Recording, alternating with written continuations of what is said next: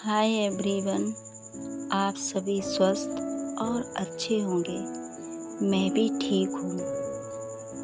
आगे स्टोरी का नाम रूहानी इश्क, एपिसोड 6, छुपे इश्क की आहटें।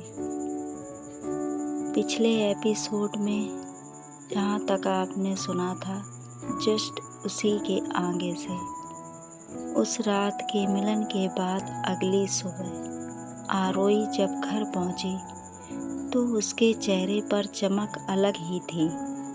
आंखें थोड़ी थकी हुई, होंठ लालमा लिए हुए और गाल शर्म से गुलाबी। उसकी माँ ने उसे गौर से देखा और पूछा, आरोही, सब ठीक तो है ना? तेरा चेहरा तो बहुत खिला हुआ लग रहा है। आरोही झट से नजरें झुका लेती है। उसके दिल में मायरा के चुम्बन अब भी जल रहे थे। आरोही बात टालते हुए बोली, नहीं माँ, ऐसी कोई बात नहीं, बस आपको ऐसे ही दिखता है। जैसे मैं हर दिन होती हूँ वैसी हूँ। और आप भी क्या सुबह सुबह लेकर बैठ गई हो? और यह कहकर आरोही अपने कमरे में चली जाती है। दूसरी तरफ मायरा अपने कमरे में बैठी थी। उसके हाथ अब भी आरोही की खुशबू महसूस कर रहे थे। हर पल उसे याद कर रही थी।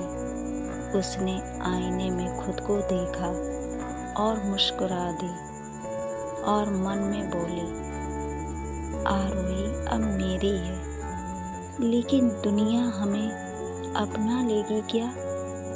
शाम को दोनों फिर मंदिर में मिलने पहुंची।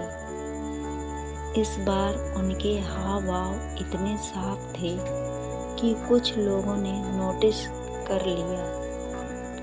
जब मायरा ने आरती के दौरान चुपके से आरोही का हाथ पकड़ा तो पीछे खड़ी कुछ औरतों ने फुसफुसाकर बातें करनी शुरू कर दी। एक औरत बोली, देखा कैसे हाथ पकड़े हैं, ये दोस्ती से ज़्यादा लग रहा है। तभी दूसरी औरत बोलती है, हाँ, इनका कुछ तो चक्कर लग रहा है, कैसे एक दूसरे का हाथ थामे हुए हैं। आरोही और मायरा को कुछ पता नहीं था। वे बस एक दूसरे में खोई हुई थी। कुछ ही दिनों में ये बात फैलने लगी। आरोही की भाभी ने एक दिन उसे ताना मारा। भाभी तेज आवाज में कहती है, दिन रात उसी मायरा के घर क्यों जाती हो और लोगों की तरह लड़कियों के संग घूमो फिरो? ये कैसा अजीब सा लगाव है। यह सुनकर आरोही सन्न रह गई। दिल जोर जोर से धड़कने लगा। वो कुछ कह नहीं पाई, बस कमरे में जाकर दरवाज़ा बंद कर लिया और रोने लगी। फिर आरोही ने रोते रोते मायरा को मिलने बुलाया। जब दोनों गुप्त जगह पर मिले तो आरोही मायरा की बाहों में फूट फूट कर रो पड़ी और कहने लगी, मायरा, लोग बातें बना रहे हैं, मुझे डर लग रहा है, कहीं ये रिश्ता टूट ना जाए। मायरा ने उसका चेहरा थाम लिया, उसकी आंखों से आंसू पोंछे और बोली, अगर ये रिश्ता टूटना होता तो हमारी रूहें पहले ही अलग हो जाती। अब तो ये रिश्ता हमारी सांसों का हिस्सा है। आरोही, दुनिया चाहे कुछ भी कहे, मैं तुझे कभी अकेला नहीं छोड़ूंगी।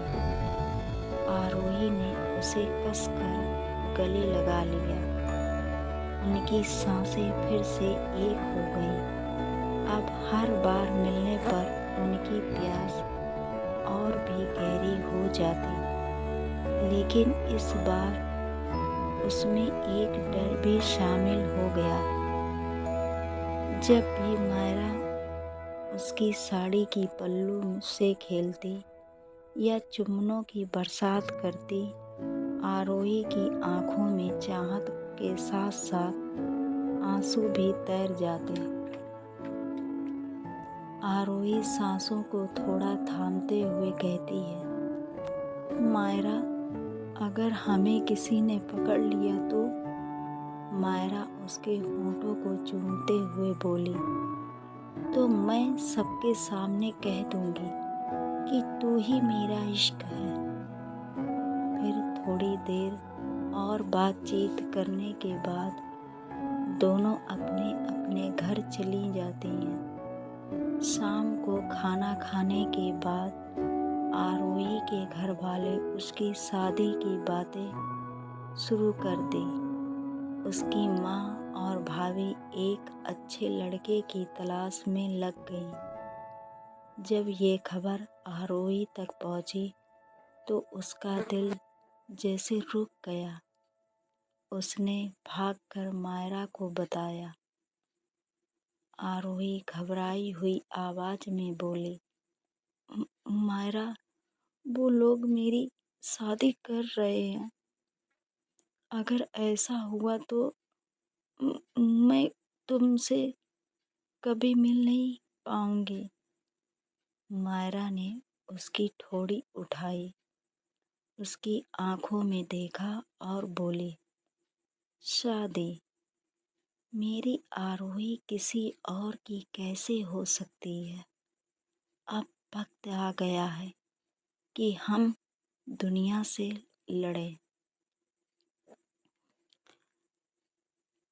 गाइस, अगर आप लोगों को स्टोरी अच्छी लग रही है तो प्लीज़ कमेंट और शेयर कीजिए, लाइक कीजिए